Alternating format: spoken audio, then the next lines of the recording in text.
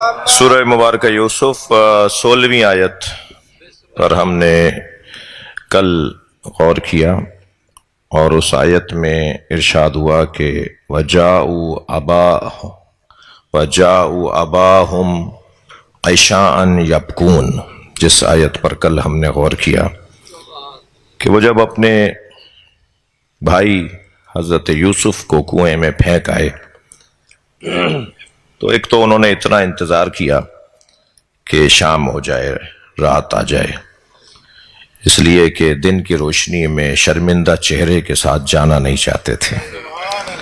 وہ رات کی تاریکی میں اس لیے بھی گئے اپنے والد کے پاس یہ خبر لے کر کہ والد بھی حضرت یوسف کی تلاش نہ کر سکیں، رات ہو جائے گی تو تلاش نہیں کر پائیں گے، اور جو ہدف اور مقصد ہے کہ کسی طرح یوسف کو دور کر دیا جائے، اس ہدف پر وہ کامیاب ہو سکیں گے۔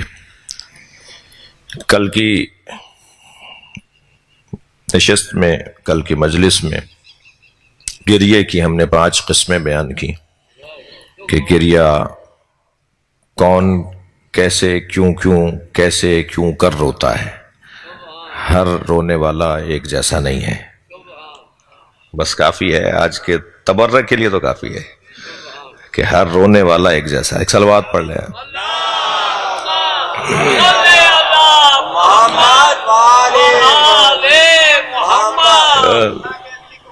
جی بس اتنا کہ رونے کی قسمیں ہیں، گریے کی قسمیں ہیں۔ عاقلانہ گریہ ہے، عاطفانہ گریہ ہے، نادمانہ گریہ ہے، مظلومانہ گریہ ہے، اور یہ گریہ کی جو قسم ان کے ہاں تھی، وہ جو یہ بھائی رو رہے تھے، وہ ان کا جو گریہ تھا وہ ایک دھوکے اور فریب سے زیادہ نہیں تھا، قول اور فعل میں تضاد تھا۔ گریہ سچا تھا، مگر یعنی ان کا عمل وہ گریے کی صورت میں سچا تھا، مگر ان کا قول، ان کا فعل سچا تھا، مگر ان کا قول جھوٹا تھا۔ وہ جب یہ کہہ رہے تھے کہ بھیڑیے نے بھائی کو کھا لیا، یوسف کو ایک بھیڑیے نے کھا لیا، تو یہ ان کا قول جھوٹا تھا، مگر اس قول کے ساتھ جب رو رہے تھے تو وہ گریہ سچا تھا۔ تو قول اور فعل میں تضاد کو منافقت کہا جاتا ہے۔ یہ ہم نے کل کی مجلس میں بڑی تفصیل سے بات کی ہے کہ کہاں کہاں، اور قرآن نے بھی سورہ مبارکہ منافقون کا آغاز بھی اسی آیت کے ساتھ ہو رہا ہے کہ جب منافقین آ کر کہتے ہیں کہ انکا لرسول اللہ، آپ اللہ کے رسول ہیں، اور اللہ کہہ رہا ہے کہ انہم لکاذبون، یہ جھوٹ بول رہے ہیں، تو وہ تو سچ بول رہے تھے۔ منافق تو سچ بولتے تھے کہ آپ رسول اللہ ہیں۔ اللہ کہہ رہا ہے کہ وہ منافق آ کر کہتے ہیں کہ آپ اللہ کے رسول ہیں، اور پھر خود اللہ کہہ رہا ہے منافقین جھوٹے ہیں، تو وہ تو سچ بول رہے تھے۔ تو وہ جو قول تھا ان کا وہ سچا تھا، مگر ان کا عمل جھوٹا تھا۔ تو قول اور عمل میں جب تضاد ہونے لگے تو اسے منافقت کہا جاتا۔ ایک صلوات ہدیہ کریں محمد۔ یہ ہم کل کی مجلس میں ہم اس کو تفصیل سے بیان کر چکے ہیں۔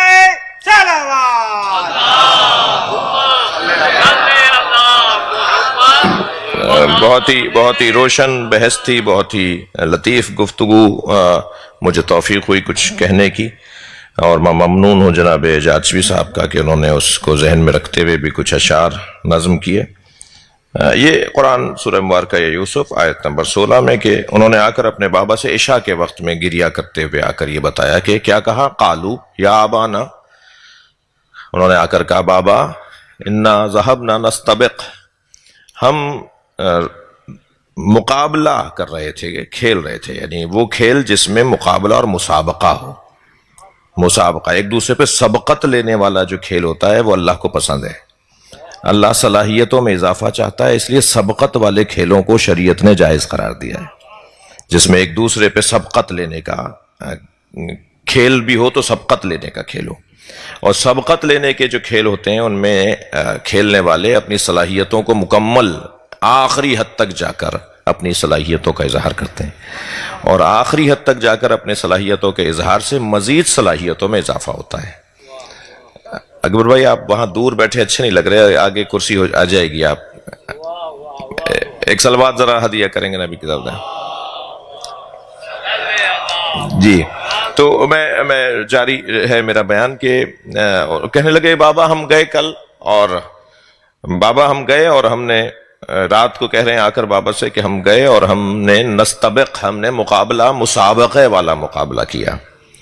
فاستبقوا الخیرات، اس آیت پر ہم غور زیادہ نہیں کیا ہم نے، کیونکہ یہ مفہوم پہلے بھی بیان ہو چکا ہے کہ انہوں نے آ کے کہا کہ بھیڑیے نے بھائی کو کھا لیا. یہ کیونکہ پیغامات پہلے بیان ہو چکے ہیں، اس آیت میں کچھ الفاظ کی تکرار ہے اور ان الفاظ کی بحث گزشتہ آیات کے اندر ہو چکی ہے، اس لیے ہم زیادہ اس آیت کے اوپر نہیں رکیں گے، ہم اس کے بعد والی آیت پر آج غور کریں گے. مسابقہ، قرآن مجید فاستبقوا الخیرات ایک پالیسی، ایک لائے عمل، ایک دستور حیات قرآنی، وہ یہ کہ نیکی کے کاموں میں مقابلہ کرو. یعنی کھیل میں مقابلہ، میں نے ایک مجلس میں ایک بیان میں کہا تھا کہ حضرت ابو طالب دو طرح کے مقابلے قریش کے بچوں کے درمیان کرواتے تھے، ایک کشتی کا مقابلہ اور ایک دوڑنے کا مقابلہ.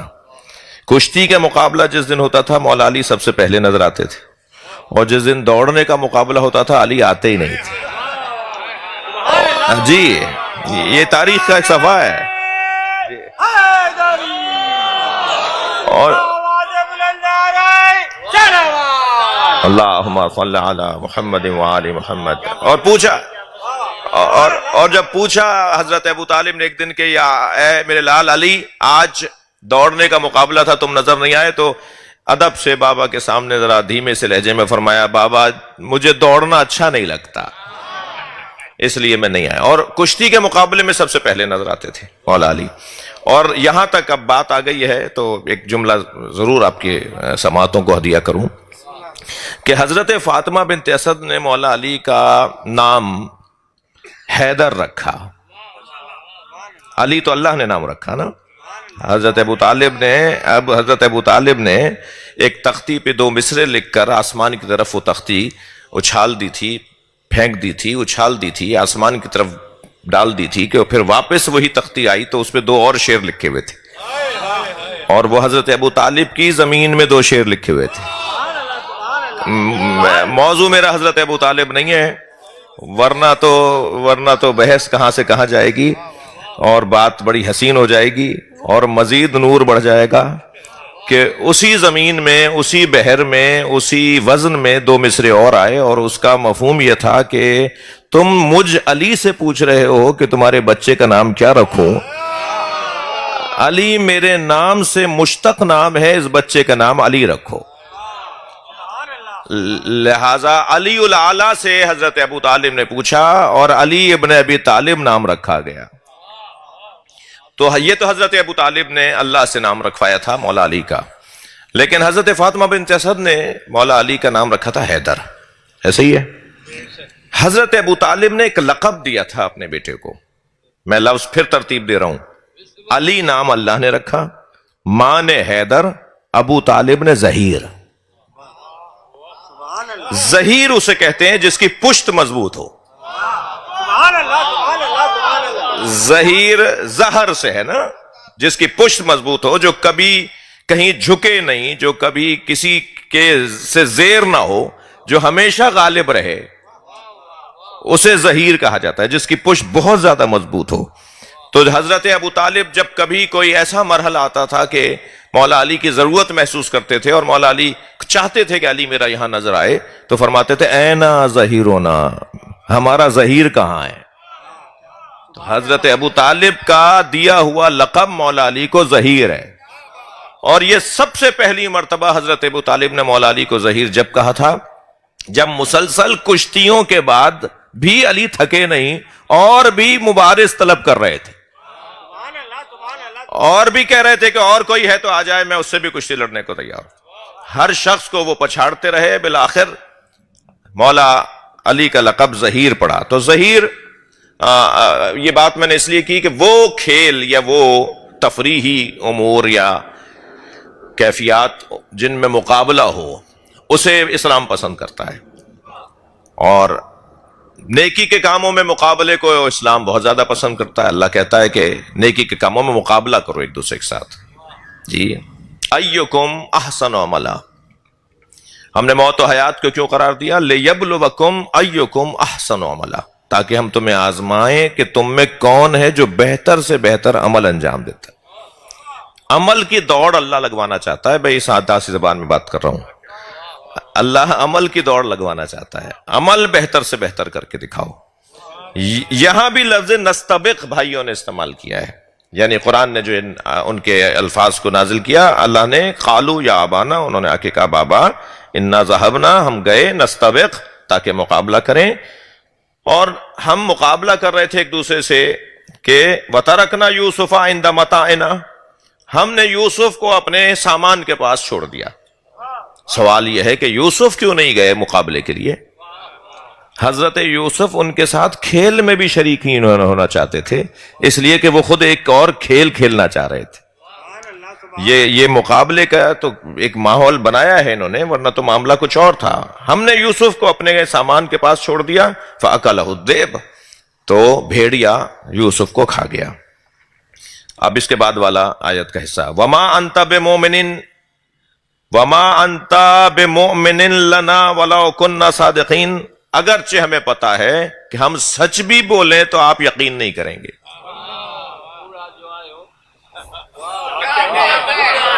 ہم اگر سچ بھی بولیں گے تو آپ ہماری بات کو یقین نہیں کریں گے. وہ جانتے تھے کہ معاملہ کچھ اور ہے، اور بابا جانتے ہیں، بابا اسی لیے یوسف کو ہمارے ساتھ نہیں بھیج رہے تھے. یہ آیت اس آیت کے ساتھ جڑی ہوئی ہے، اور ہم اس کے بعض الفاظ پہ پہلے غور کر چکے ہیں. آج کی آیت وَجَاءُوا عَلَىٰ قَمِيصِهِ بِدَمٍ كَذِبٍ، وہ جب یہ بات کر رہے تھے تو اپنے ہاتھ میں ایک جھوٹا خون لگا ہوا، ایک دمن کذب، ایک جھوٹا خون، یعنی کہہ رہے تھے کہ یوسف کا خون ہے، تھا وہ ایک بھیڑ کے بچے کا خون، اور ایک چھوٹا بچہ انہوں نے بھیڑ کا ذبح کیا. مولانا آگے تشریف لے آئیے گا، بزرگ عالم دین تشریف فرما ہو رہے ہیں. ایک صلوات ہدیہ کریں گے محمد والے حضرت حجت الاسلام والمسلمین مولانا دوست علی لغاری صاحب.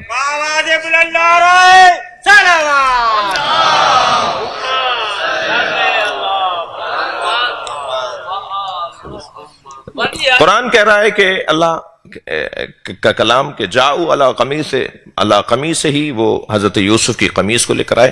اچھا، حضرت یوسف کی قمیص تو ان کے بدن پہ رہ گئی تھی، پھر یہ کون سی قمیص ہے؟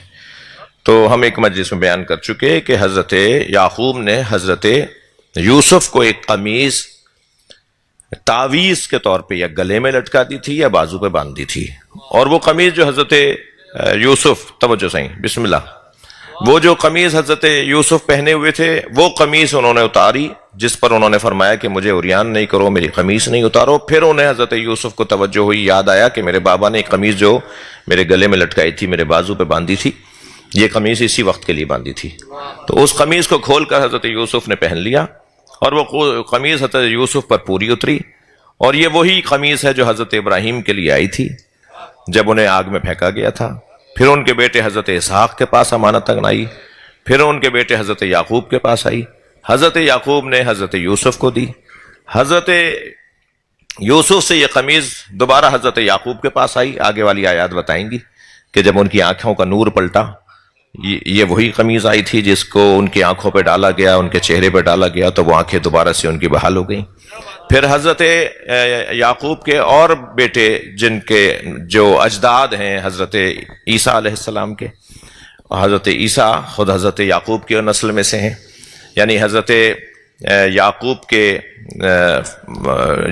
کے بیٹے حضرت اسحاق کے بیٹے حضرت یعقوب، اور حضرت اسحاق کی نسل سے حضرت عیسیٰ، اور حضرت اسماعیل کی نسل سے اللہ نے ایک ہی نبی بنایا جسے محمد مصطفیٰ کہا جاتا ہے. یعنی حضرت ابراہیم کے دو بیٹوں میں ایک حضرت اسماعیل اور ایک حضرت اسحاق. حضرت اسحاق سے تو 600 سے زیادہ نبی ہوئے. حضرت ابراہیم کے حضرت اسحاق کی نسل سے 600 سے زیادہ انبیاء بنی اسرائیل کہلائے انبیاء ہوئے، لیکن حضرت اسماعیل کی نسل سے صرف ایک ہی نبی ہوئے، اور وہ نبی خاتم الانبیاء، ہمارے آخری نبی.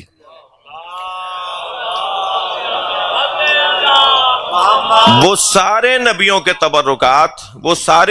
تبرکات جو حضرت عیسیٰ کے پاس پہنچے، وہ سارے نبیوں کے تبرکات جو حضرت اسماعیل کی نسل سے ہوتے ہوئے نبی مکرم تک پہنچے، وہ سارے تبرکات من جملہ یہ قمیص حضرت یوسف کی، یہ امام زمانہ کے پاس ہے۔ اور جب امام ظہور فرمائیں گے تو تابوت سکینہ میں جو تبرکات رکھے ہوئے ہیں، سارے نبیوں کے جو تبرکات رکھے ہوئے ہیں، وہ حضرت امام زمانہ لے کر آئیں گے۔ یہ حضرت یوسف کی وہی قمیص ہے جو کربلا میں امام حسین نے جناب زینب سے مانگی تھی، اور پھر اسی قمیص میں امام حسین کی شہادت ہوئی تھی۔ تو اس قمیص کی بڑی ہسٹری ہے، بڑی تاریخ ہے، اور یہ جو میں نے آپ کو مثالیں اور موارد بتائے ہیں، یہ سب ائمہ اہل بیت نے بتائے ہیں۔ یہ حدیثیں ہیں جو میں نے آپ کو ابھی سنائی ہیں اپنے الفاظ میں۔ ایک صلوات اور ہدیہ کریں نبی کی ذات۔ جب انہوں نے کہا، آ کر جا بابا کے سامنے قمیص رکھی جس کے اوپر خون لگا ہوا تھا، قالا، تو حضرت یعقوب نے کہا، بل سولت لکم انفسکم امرا، یہ جو تم کہہ رہے ہو کہ یوسف کو بھیڑیے نے کھا لیا اور اس کی یہ قمیص ہے جس پہ بھیڑیے کے کھانے کی وجہ سے خون لگا ہوا ہے، میں اس پر کوئی تبصرہ نہیں کروں گا۔ اب میرے الفاظ، یعنی کیونکہ اللہ نے کس فصاحت کے ساتھ اس منظر کو بیان کیا ہے، یعنی حضرت یعقوب کی ان الفاظ کو بیان ہی نہیں کیا جو الفاظ حضرت یعقوب نے کہے بھی نہیں، حضرت یعقوب نے کہے بھی نہیں، کیونکہ جانتے تھے کہ جھوٹ بول رہے ہیں، یہ دم کذب ہے، ایسا نہیں ہوا۔ حضرت یعقوب نے نہیں پوچھا کہ کہیں سے کوئی کرتا پھٹا ہوا ہونا چاہیے تھا، کرتا کہیں سے تار ہونا چاہیے تھا، اگر بھیڑیے نے کھایا ہے تو کرتے پہ اس کے آثار ہونے چاہیے تھے، کرتا بالکل سالم۔ ہم ایک جملہ پہلے کہہ چکے ہیں کہ جھوٹے کا حافظہ نہیں ہوتا، یہ جھوٹ بول رہے تھے مگر یہ بھول گئے تھے کہ انہیں کچھ ایسا بھی کرنا چاہیے جو انہیں کچھ یقین تو آ جائے۔ اچھا، وہ یہ بھی بھول گئے تھے کہ وہ نبی ہیں اور انہیں علم غیب سے پتا ہے کہ تم کیا کر رہے ہو، اور یہ بھی بھول گئے تھے کہ وہ نبی ہیں اور وہ جانتے ہیں کہ انبیاء اور معصومین، انبیاء اور ائمہ معصومین پر درندہ حملہ نہیں کرتا، درندے کے اوپر حرام ہے ائمہ اور انبیاء کا گوشت۔ اور پھر ایسا ہوا بھی، جب انہوں نے آ کر کہا کہ بھیڑیا کھا گیا ہے، تو سارے جنگل کے بھیڑیے جمع ہو کر حضرت یعقوب کے پاس آ گئے، اور انہوں نے آ کر کہا کہ آپ کے بچے جھوٹ بول رہے ہیں، ہم نے آپ کے بچے کو نہیں کھایا ہے۔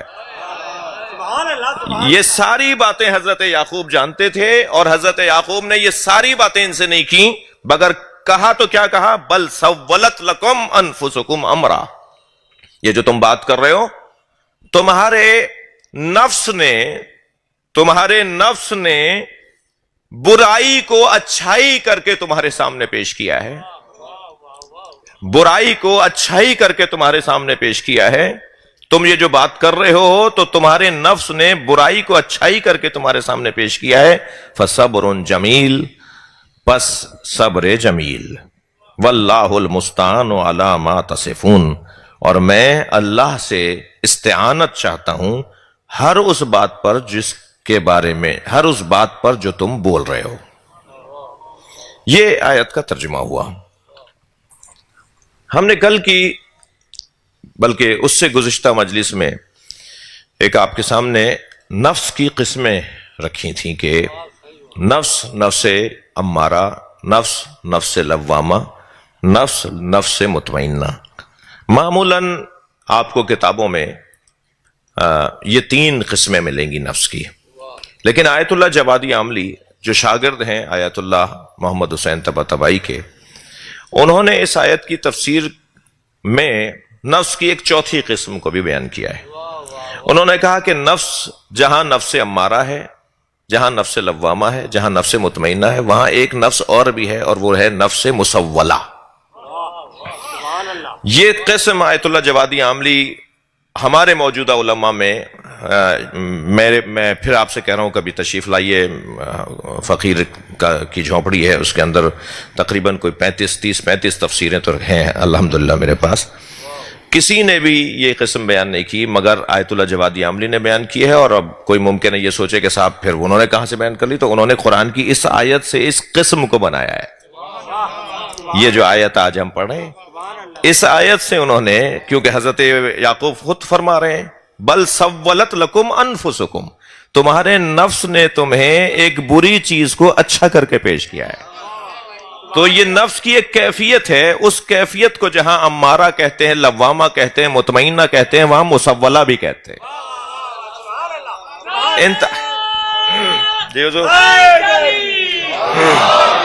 تو یہ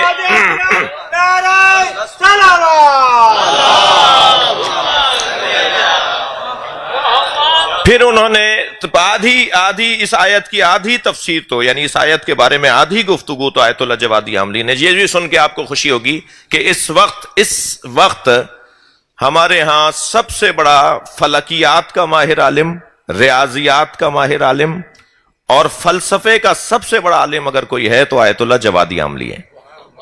یہ وہی ہیں جن کے پاس آیت اللہ خمینی نے گورباچوف کو، جن کو آیت اللہ خمینی نے گورباچوف کے نام خط لکھ کر دیا تھا کہ جا کے انہیں اسلام کا پیغام دو. اگر انہوں نے کمیونزم کو نہیں چھوڑا تو کمیونزم انہیں میوزیم میں ملے گا، شہروں میں نہیں ملے گا. کمیونسٹ ایک مملکت اور یہ نظریہ جو ہے یہ تمہیں پھر میوزیموں میں اور عجائب گھروں میں ہی ملے گا.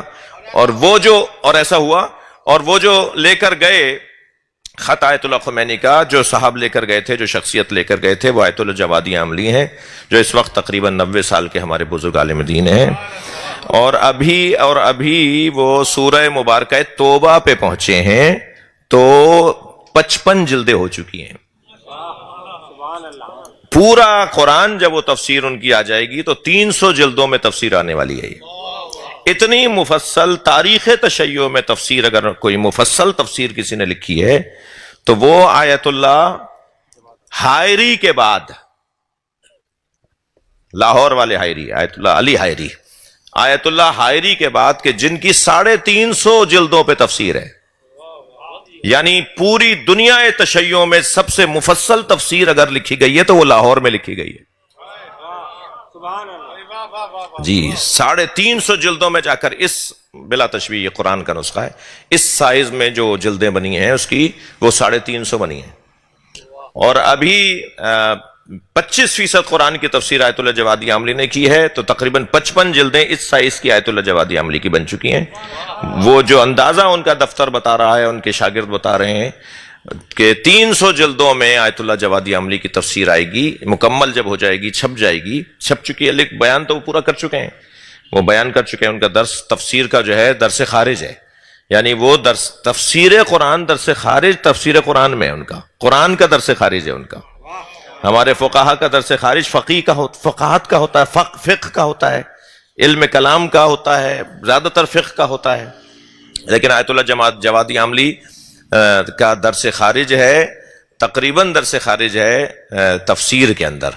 تو 300 جلدیں وہ، اور میں نے آپ کو سن کے خوشی ہوئی آیت اللہ علی حائری اور ان کے والد کی مغفرت کے لیے، اور ان بزرگوں نے جو کام کی ہے، محنت کی ہے.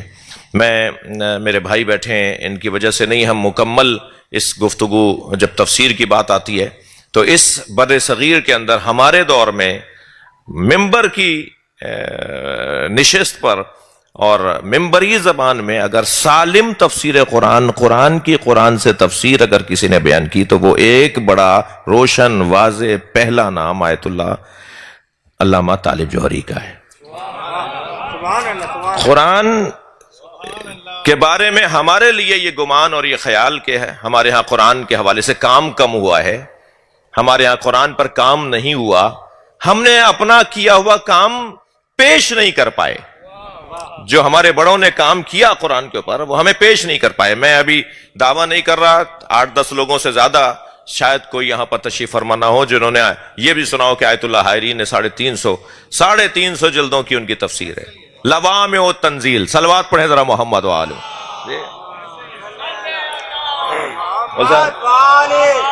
تفسیر کا نام ہے لوامع التنزیل، اور اس کا کمال یہ ہے کہ وہ تقریباً آدھے سے زیادہ قرآن کی تفسیر سید آیت اللہ سید محمد حائری نے کی. پھر ان کے بیٹے علی حائری نے جب اس کو مکمل کیا تو اس کا آغاز جہاں سے ان کا کام شروع ہو رہا ہے، اس کے آغاز میں انہوں نے اپنا ایک مصرع لکھا کہ گر پدر نہ توانت پسر تمام کنت. اگر باپ کام نہ کر پائے تو بیٹے کو کام مکمل کرنا چاہیے. اور اس طرح سے انہوں نے وہ تفسیر مکمل کی، اور اب وہ تفسیر الحمدللہ آثار بر صغیر کا ادارہ جو اس وقت قم میں ہے، مولانا طاہر عباس اعوان کا ادارہ، وہ ادارہ اس کو مکمل چھاپنے کی تیاری میں ہے، اور اب تک شاید 100 سے زیادہ جلدیں وہ چھاپ چکے ہیں، جو تقریباً 350 جلدوں میں جا کر. اور یہ تفسیر جس سے زیادہ تر میرا ذوق جس تفسیر سے جڑا ہوا ہے، سیدھی بات کر رہا ہوں، میری مجلسوں میں زیادہ اثر اور اسی تفسیر کا ہے، آیت اللہ جوادی عاملی کی تفسیر کا. تو ان کی تفسیر جب مکمل آ جائے گی تو وہ 300 جلدوں میں آئے گی. اللہ ان مفسرین قرآن اور قرآن کے خادمان نے قرآن کے خادموں کی صحت و سلامتی اللہ سے دعا کریں، اور جو رحلت کر گئے ان کی مغفرت کی دعا کریں ایک صلوات کی صورت میں. اللہم صل علی محمد وعلی محمد. تو میں بہت شکریہ. یہ جو نفس کی 4 قسمیں، نفس امارہ کسے کہتے ہیں؟ جلدی جلدی بچے سن لیں. نفس نفس امارہ یعنی جس کا کام برائیاں کرنا ہو، برائیاں کرنا جس کا کام ہو. نفس لوامہ جو برا کر کے پشیمان ہو جاتا ہو، اسے نفس لوامہ کہا جاتا ہے. ملامت کرنے والا نفس، اندر سے آواز آتی ہے کہ تم نے برا کام کیا ہے. نفس مطمئنہ تو کائنات میں اللہ نے چند ہی ہستیوں کو قرار دیا ہے، جن میں پہلا نام حضرت محمد مصطفیٰ صلی اللہ علیہ وسلم، مولا علی، امام حسن مجتبی. اور کربلا کے میدان میں اللہ نے جسے نفس مطمئنہ کہہ کے پکارا وہ امام حسین کی ذات، یہ نفس مطمئنہ. لیکن نفس مسولہ، یہ چوتھی قسم، جس کے لیے میں کچھ اس طرح سے تیاری کر آیا ہوں کہ نفس مسولہ، ایک حدیث آپ کو سنا رہا ہوں. سیاتی زمان علی الناس، ایک زمانہ لوگوں پر آئے گا، یر المعروف منکرا والمنکر معروفا، کہ لوگ برائیوں کو اچھا اور اچھائیوں کو برا جاننے لگیں گے. برائیاں اچھائیاں ہو جائیں گی اور اچھائیاں برائیاں ہو جائیں گی. اس وقت کے لوگوں کا نفس مسولہ ہوگا. ایک چیز کو سجایا جاتا ہے، ماحول بنایا جاتا ہے، ماحول تیار کیا جاتا ہے. جب کسی چیز کا ماحول تیار کر کے کسی چیز کو سجا کر پیش کیا جائے، ہو کچھ اور دکھائی کچھ اور دیتا ہو، حقیقت میں کچھ اور ہو اور ظاہر میں کچھ اور ہو، جب یہ کیفیت ہونے لگے معاشرے کے اندر، اور پھر ان برائیوں کو اچھا سمجھ کر، ان زشتیوں کو خوبیاں سمجھ کر، ان کثافتوں کو طہارت سمجھ کر اپنانے لگے لوگ، تو پھر ان لوگوں کا نفس ہوگا نفس مسولہ. میں ایک جگہ سے گزر رہا تھا، راستے میں سانپ بیٹھا ہوا تھا، میرے بڑھتے ہوئے قدم رک گئے. میں سوچنے لگا یہ موذی ہے، حملہ کرے گا. ابھی کھڑا سوچ رہا تھا کہ کچھ لوگوں نے تبصرے شروع کر دیے، دیکھو مولانا کو سانپ سے ڈر رہے ہیں، وہ دیکھو وہ سانپ بیٹھا ہے، وہ ڈرے کھڑے ہیں. اب میں سوچنے لگا میں کسی کے چڑھانے میں آؤں یا عقل مندی کا ثبوت دوں.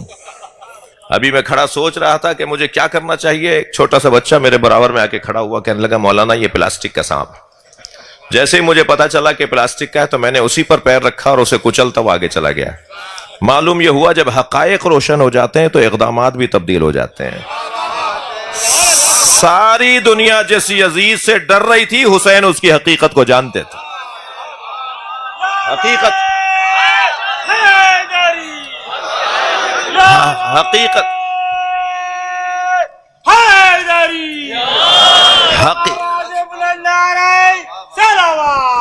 اللہم صل علی محمد وعلی محمد.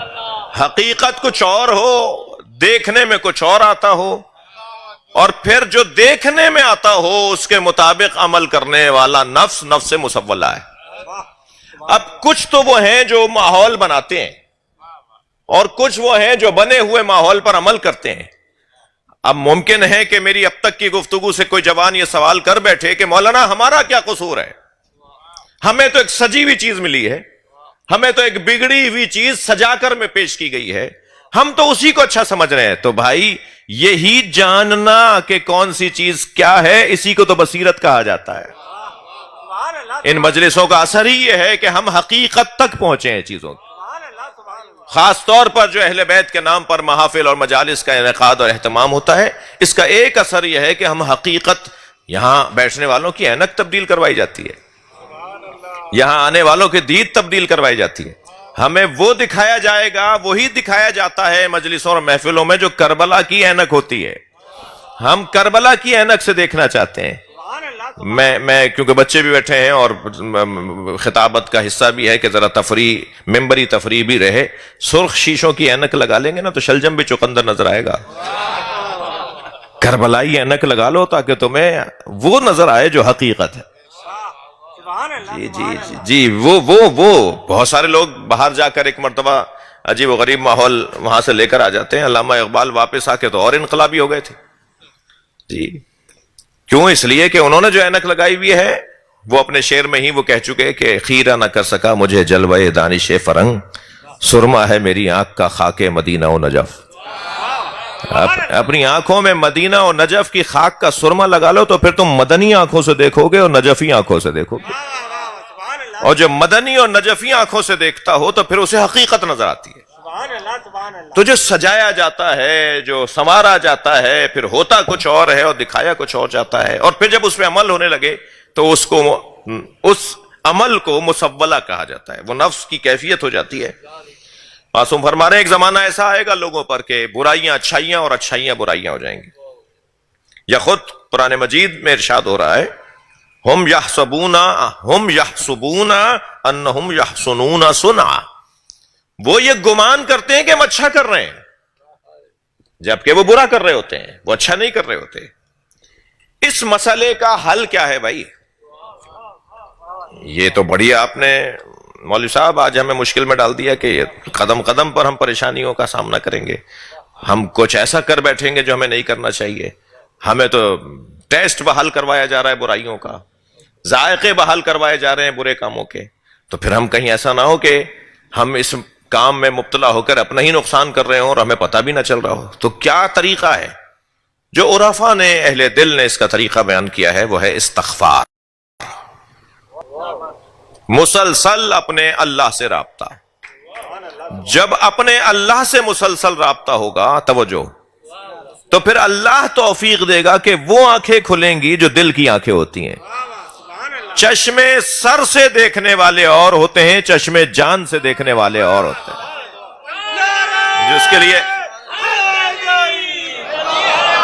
اس کے لیے اللہ سے مسلسل رابطے کی ضرورت ہے. وَاعْبُدْ رَبَّكَ حَتَّىٰ أَتَاكَ الْيَقِينُ، کیا مطلب ہے اس آیت کا؟ اپنے رب کی عبادت کرو تاکہ تمہیں یقین حاصل ہو جائے. یہاں تو الٹا ہے، وہ کہہ رہے ہیں یقین پہلے ہوگا پھر عبادت کریں گے. معاشرہ یہ کہہ رہا ہے پہلے اللہ پہ یقین ہوگا پھر اللہ کی عبادت کریں گے، اور اللہ کہہ رہا ہے پہلے عبادت کرو پھر یقین ہوگا. تو ہم معاشرے کی مانیں یا اللہ کی؟ سماج یہ سمجھ رہا ہے کہ اللہ پہ یقین پہلے کرو پھر عبادت کا ذائقہ آئے گا، اور اللہ یہ کہہ رہا ہے پہلے عبادت کرو پھر اللہ پہ یقین آئے گا. وہ جو اللہ سے جڑنا ہے نا، اللہ کی عبادت ہے، وہ آنکھوں سے پردے ہٹاتا ہے، حجاب ہٹنا شروع ہو جاتے ہیں اور انسان حقیقت دیکھنے لگتا ہے. پھر تو تمہیں کچھ کہنے کی ضرورت ہی نہیں ہوگی، بلکہ تم کہو گے. جو تم کہہ دو گے وہی اللہ کو پسند ہو جائے گا. وہ کیفیت ہونے لگے گی انسان کی. تو یہ نفس مسولہ، جس کے لیے پھر قرآن نے اس انداز سے اور ہماری رہنمائی کی کہ وَنَفْسٍ وَمَا سَوَّاهَا فَأَلْهَمَهَا فُجُورَهَا وَتَقْوَاهَا. نفس کی ایک کیفیت کہ جب اس کو فجور سے سجایا جائے، کہ جب اسے تقوی سے سجایا جائے. جب اسے فجور سے سجایا جائے گا اور اسے سنوارا جائے گا، گناہوں سے سجایا جائے گا، تو وہ نفس جو ہے نفس مسولہ ہو جائے گا. اور جب اسے تقوی سے سجایا جائے گا تو وہ نفس جو ہے وہ نفس لوامہ ہو جائے گا اور نفس مطمئنہ کا پیروکار ہو جائے گا. یہ جو ہمارے اندر کی ایک کیفیت ہے، جو ہمارے نفس کی کیفیات ہیں، اسے قرآن مجید نے اس انداز سے بیان کیا ہے. کیا فَأَلْهَمَهَا فُجُورَهَا، یا وہ الہام لیتا ہے گناہوں سے، یا وہ راستہ لیتا ہے اور رہنمائی لیتا ہے تقوی و پرہیزگاری سے. تو تقوی و پرہیزگاری سے الہام لینے کا نتیجہ کچھ اور ہے، اور گناہوں سے الہام لینے کا نتیجہ کچھ اور ہے۔ بہرحال یہ انسان کی زندگی کی کچھ کیفیات ہیں، اور یہاں پر بھی ایسے ہی ہوا۔ برادران حضرت یوسف ایک بڑی بیماری میں مبتلا تھے، جس کی وجہ سے انہوں نے اتنا بڑا جرم کیا، اور وہ بیماری حسد کی بیماری۔ حاسد یہ بات بھول جاتا ہے کہ وہ محسود کا کوئی نقصان نہیں کر پائے گا۔ بھائی اگر بات جاری ہے تو گردن ہلائیے، آج آپ کچھ سوئے سوئے سے ہیں۔ حاسد یہ بات بھول جاتا ہے کہ وہ محسود کا کوئی نقصان نہیں کر پائے گا۔ مجھے بتایا جائے، سورہ یوسف کی تفسیر بیان ہو رہی ہے، مجھے بتایا جائے، میں جو پڑھ کر آیا ہوں وہ بیان کر رہا ہوں، میں تو مفسر نہیں ہوں، کہ حضرت یوسف کا کیا بگاڑا ان بھائیوں نے۔ حضرت یوسف کو کنویں میں پھینک کر یہ سمجھے کہ ان کی مراد پوری ہو جائے گی، وہ تو بادشاہ مصر بن گئے۔ اللہ کا کام دیکھیے، کنویں کی تہ سے نکال کر تخت کے اوج پر پہنچا دیا۔ محسود کا کیا نقصان ہوا؟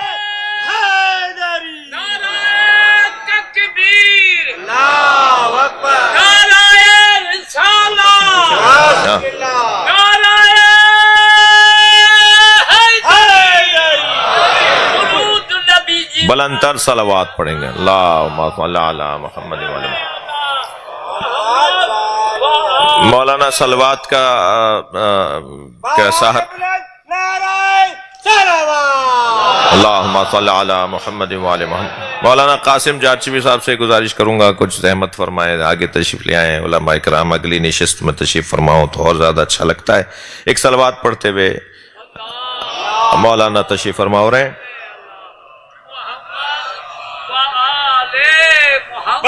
میں یہ بات، اللہم صل علی محمد وعلی محمد۔ کیا بگاڑا، کیا نقصان ہوا حضرت یوسف کا؟ بھائیوں نے حضرت یوسف کے ساتھ جو کچھ کیا، کیا ان کو کچھ ملا؟ کیا اپنے والد کے قریب آ گئے؟ کیا حضرت یعقوب نے ان سے پیار بڑھا دیا جس کی وجہ سے حضرت یوسف کو انہوں نے کنویں میں پھینکا؟ نہ حضرت یعقوب کے وہ پیارے ہوئے، نہ ان کے قریب ہوئے، نہ حضرت یوسف کا کوئی کچھ بگاڑ سکے۔ ادھر زلیخا نے حضرت یوسف کو زندان میں ڈلوا دیا، تو کیا زندان میں ڈلنے سے حضرت یوسف کا کچھ بگڑا؟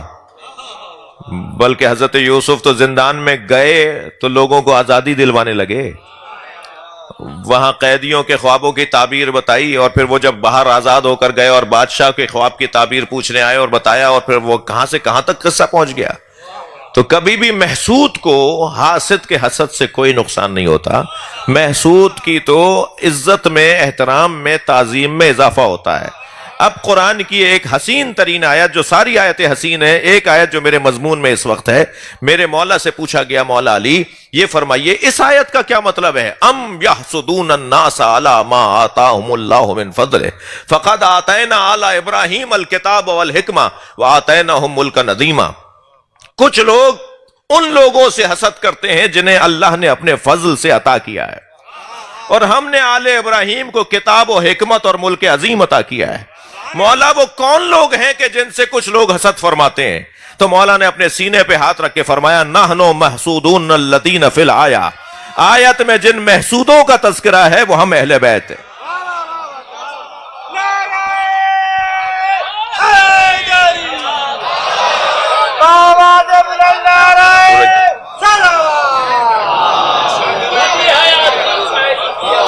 سوال یہ بچہ کر سکتا ہے کہ آخر اہل بیت کے ساتھ یہ سب کچھ کیوں ہوا؟ یا جنہوں نے ظلم کیا ہے ان کے قبیلے میں رہنے والے لوگ کہہ سکتے ہیں یہ کیوں ہوا اہل بیت کے ساتھ؟ تو اہل بیت کے ساتھ اللہ نے بتا دیا کہ کچھ لوگوں سے وہ لوگ حسد کرتے ہیں، ان لوگوں سے وہ لوگ حسد کرتے ہیں جن لوگوں کو اللہ نے اپنے فضل سے عطا کیا ہے۔ اللہ نے اپنے فضل سے آل ابراہیم کو کتاب بھی دی ہے، حکمت یعنی نبوت بھی دی ہے، ملک عظیم یعنی امامت بھی دی ہے۔ ہم نے آل ابراہیم کو نبوت، امامت، اور ہم نے کتاب یعنی قرآن مجید بھی دی ہے۔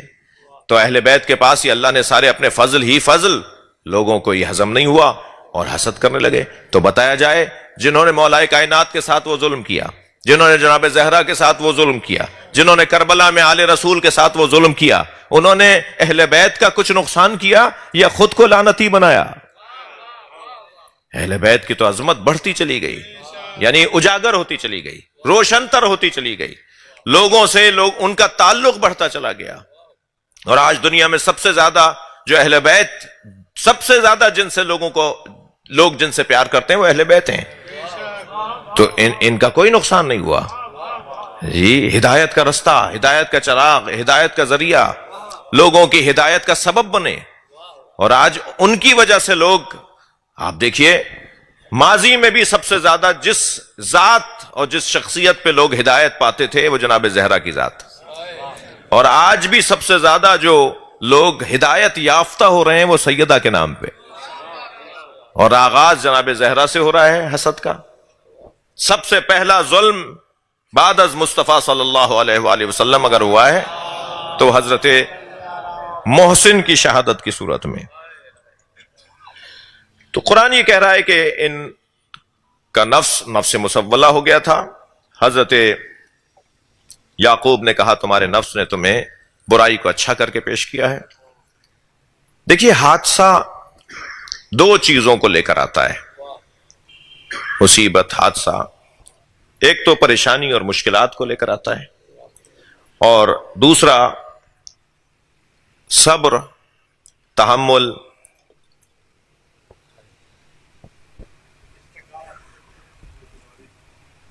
ہمت، حوصلہ، صلاحیتوں میں اضافہ. انسان کچھ کرنے کے لیے، کچھ بہتر کرنے کے لیے اہتمام کرتا ہے، کچھ اچھا کرنے کے لیے کوشش کرتا ہے.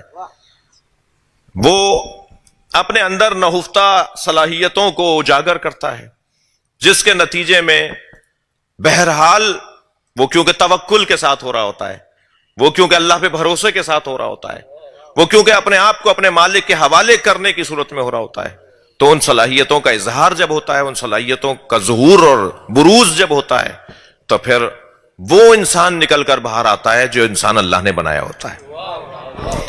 اللہ نے جو انسان، اسی لیے ہم بچوں کی صلاحیتوں کو اگر محسوس کر جائیں اور جان لیں کہ اللہ نے کیا صلاحیتیں اس کے اندر رکھی ہیں، تو شاید ہم اپنے بچوں سے آئندہ مملکتوں کو اور اپنے آئندہ کے زمانوں کو سنوار سکیں. یہ بہرحال وقت گزر گیا. حضرت یعقوب نے ان بھائیوں کے اس عمل کے اوپر فرمایا کہ یہ تمہارا کام تمہارے نفس نے اسے مسولہ کر کے پیش کیا. فصبر جمیل.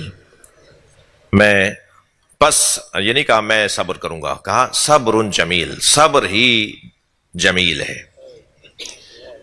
حضرت یعقوب کی زندگی میں وَبْيَضَّتْ عَيْنَاهُ، پہلے تو وہ ایک نوحہ پڑھتے تھے حضرت یعقوب، شہر سے باہر شجرۃ الوداع پہ جا کے تشریف فرما ہوتے تھے، روزانہ اپنے گھر سے نکل کے جاتے تھے.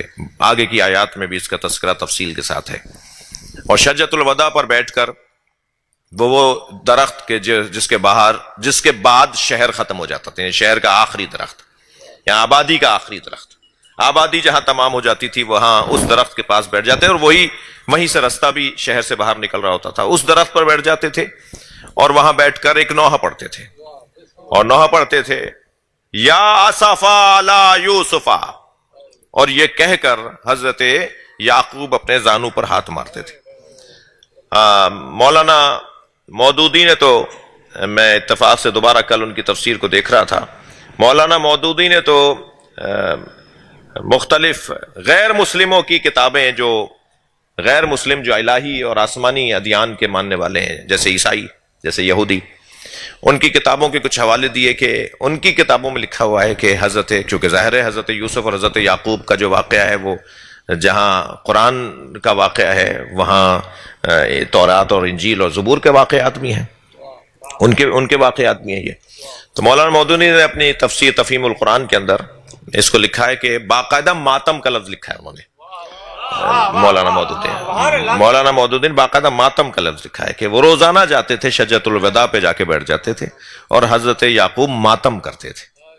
اور جو جملہ کہتے تھے ماتم کرتے وقت وہ یہ قرآن کی آیت ہے، یا اسفا علی یوسفا، یا اسفا علی یوسف، ہائے یوسف، ہائے یوسف، یہ کہہ کر حضرت یعقوب ماتم کرتے تھے۔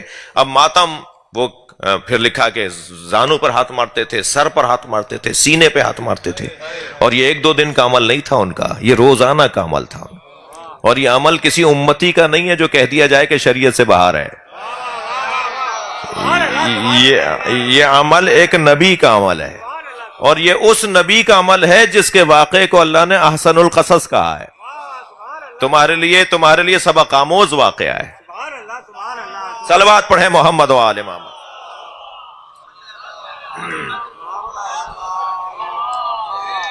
میرا سوال آج کی اس تفسیری نشست کے اندر یہ ہے کہ وہاں حضرت یعقوب فرما رہے فصبر جمیل، وہاں وَبْيَضَّتْ عَيْنَاهُ مِنَ الْحُزْنِ فَهُوَ كَظِيمٌ، یعنی ماتم بھی کرتے تھے، ہائے یوسف کہہ کر ماتم بھی کرتے تھے، اور اتنا روتے تھے ماتم کرتے ہوئے کہ وَبْيَضَّتْ عَيْنَاهُ، ان کی آنکھیں سفید ہو گئی تھیں، آنکھوں کا نور چلا گیا تھا، دکھائی نہیں دیتا تھا انہیں، اور من الحزن، یہ سارا کام حزن کی بنیاد پر تھا، اور اس کے باوجود فہو قدیم، وہ بہت زیادہ بردبار بھی تھے، بہت بڑے وہ صابر بھی تھے۔ یعنی قرآن، یہ دونوں اسی سورے کی آیتیں نا، فصبر جمیل بھی اسی سورے کی آیت، اور فہو قدیم بھی اسی سورے کی آیت، ان دونوں باتوں کو ہم کیسے ملائیں گے؟ صبر ہے تو گریا کیسا؟ گریا ہے تو پھر صبر کا کیا مطلب ہے؟ یہاں سے میری بحث مڑ رہی ہے اس بات کی طرف کہ یاد رہے کہ صبر کا گریے سے کوئی تعلق نہیں ہے، صبر کا تعلق اپنے احساسات، توجہ، اپنے جذبات، اپنے حواس خمسہ کو ایک ایسے قلعے میں محفوظ کر دینا جس پر شیطانی حملے نہ آئیں اور وہ رحمان سے جڑا رہے، اسے صابر کہا جاتا ہے، مگر اس سے کوئی تعلق گریے کا نہیں ہے۔ وہ جو قلعہ توحیدی کے اندر اپنے احساسات اور جذبات، اپنے حواس کو محفوظ کر کے بیٹھا ہوا ہے، توحیدی قلعے کے اندر جو اپنے احساسات اور جذبات کو محفوظ کر کے بیٹھا ہے، وہ صابر ہے، مگر وہیں بیٹھا بیٹھا رو بھی رہا ہے، اسے یعقوب کہا جاتا ہے۔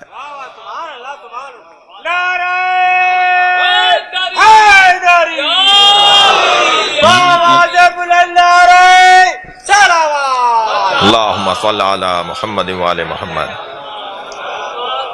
لہذا صبر کے لیے میں ایک جملہ اپنے انتہائی محترم مجمع کے سماعتوں کے حوالے کر رہا ہوں، اور وہ جملہ یہ کہ صبر تعطیل احساسات کو نہیں کہتے، تعدیل احساسات کو کہتے ہیں۔ احساسات کو اگر معتدل بنا لیا جائے تو اسے صبر کہا جاتا ہے، احساسات سے ہاتھ اٹھانے کو صبر نہیں کہتے۔ یعنی کوئی شخص اپنے احساسات کو کنٹرول میں رکھے اور رو بھی رہا ہو، یہ ممکن ہے۔ قرآن ہے، اللہ کا کلام ہے، وہ گریا بھی ایسا ہے، فصبر جمیل بھی کہہ رہے ہیں، فہو قدیم بھی اللہ انہیں کہہ رہا ہے، ان سے زیادہ کوئی بردبار نہیں تھا، ہمت والا نہیں تھا، اور رونا ایسا تھا کہ وَبْيَضَّتْ عَيْنَاهُ، گریا ایسا تھا کہ ان کی آنکھیں سفید پڑ گئی تھی۔ صبر کی قسمیں کتنی ہیں؟ صبر کی فصبر جمیل پر رکا ہوا ہوں، تسلی دیجئے، دیر تو نہیں ہو رہی؟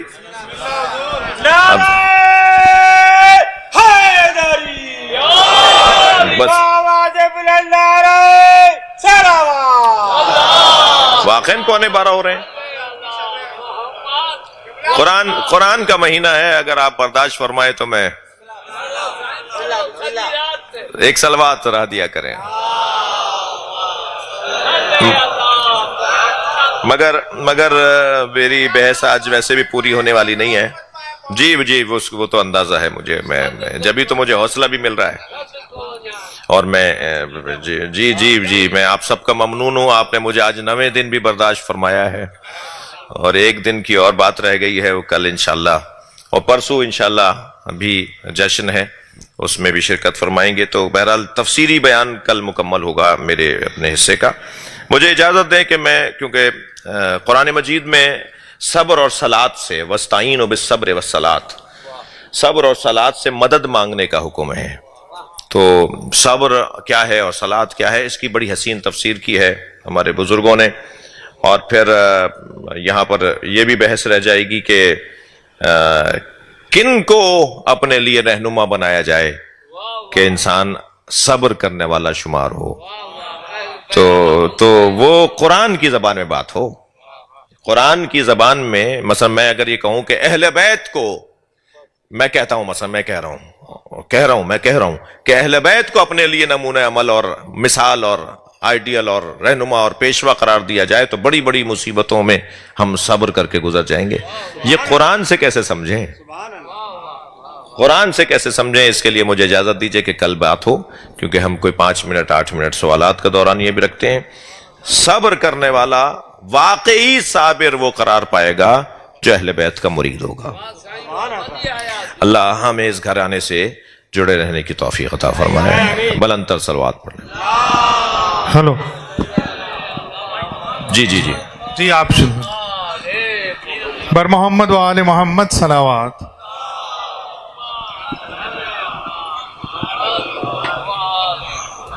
قبلہ کی درازی عمر کے لیے ایک دفعہ بلند تلاوات پڑھ دیجیے. نام بتائیے. السلام علیکم. قبلہ میرا نام طالب ہے. کل آپ نے ایک روایت کی اصلاح کری ہماری جو ہم بچپن سے سنتے تھے، جو آپ نے بتایا کہ رائب کو کس طرح روایت کیا آتی، جملے کیا آتے. اسی سے ریلیٹڈ ایک کل رات میرے ذہن میں ایک سوال آیا ہے کہ ایک روایت بہت مشہور ہے مولا علی سے ریلیٹڈ، کہ ایک نصیری مولا کے پاس آیا اور وہ مولا سے کہتا ہے کہ نعوذ باللہ آپ خدا ہیں. تو مولا اسے اپنی تلوار سے اس کے 2 ٹکڑے کرتے ہیں اور دوبارہ زندہ کرتے ہیں. یہ عمل 40 دفعہ ہوتا ہے جو جملے ہم سنتے ہیں ذاکرین سے. تو میرا سوال یہ ہے کہ مولا مطلب کیا ایک جاہل آدمی مولا کے سامنے اتنی دیر مولا اس کے ساتھ بحث ہو رہی ہے، مولا تو ایک جملے میں اصلاح کر سکتے ہیں. تو یہ روایت کی روشنی کیا ہے؟ کیا مطلب اس کے بھی جملے کچھ ہم الگ سنتے ہیں، کسی اور طریقے سے روایت ہے کہ مولا ایک جاہل آدمی مولا کے سامنے مولا اتنی دیر کھڑے رہیں گے، اس کو 40 دفعہ زندہ کریں گے، اس کو سمجھائیں گے. تو اس کی تھوڑی روشنی کر دیں. اور دوسرا یہ بس ایک سوال پھر اور لوگوں کو بھی دیں. کل بھی آپ نے کیا تھا، کافی لوگ. جی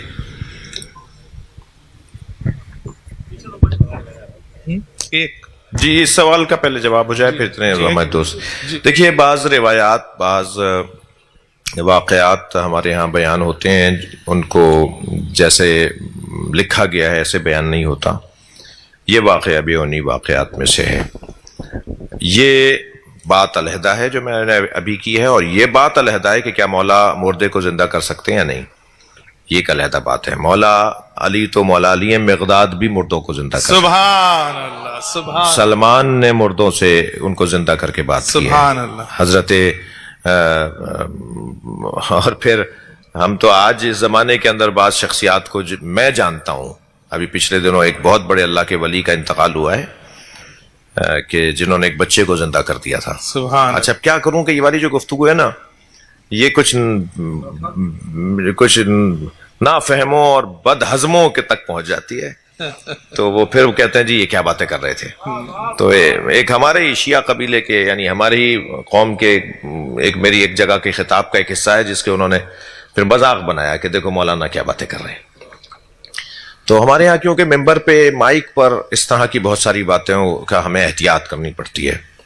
تو یہ مولا علی نہیں، مولا کے غلام یہ کام کر سکتے ہیں کہ کسی مردے کو زندہ کر سکتے ہیں.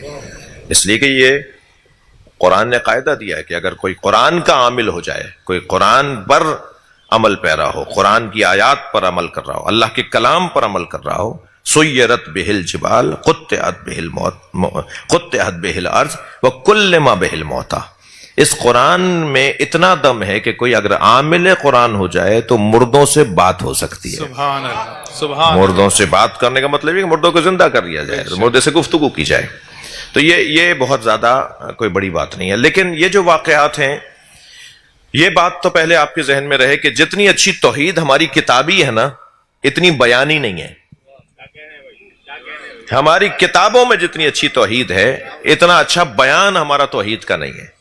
تو ہمیں اس بات کا خیال رہنا چاہیے کہ ائمہ اہل بیت کے ہاں جو عقیدہ توحید کا بیان اور اس کی خاطر قربانیاں ہیں کہیں ہمارا کوئی حرف، کوئی لفظ، کوئی بات، کوئی جملہ، کوئی فضیلت کے نام پر، کوئی عظمت کے بیان میں کوئی ایسی بات ہماری طرف سے نہیں ہونی چاہیے جو ائمہ اہل بیت کے ہدف زندگی سے ہٹ کرو. جی جزاک اللہ. اور محمد و آل محمد صلوات.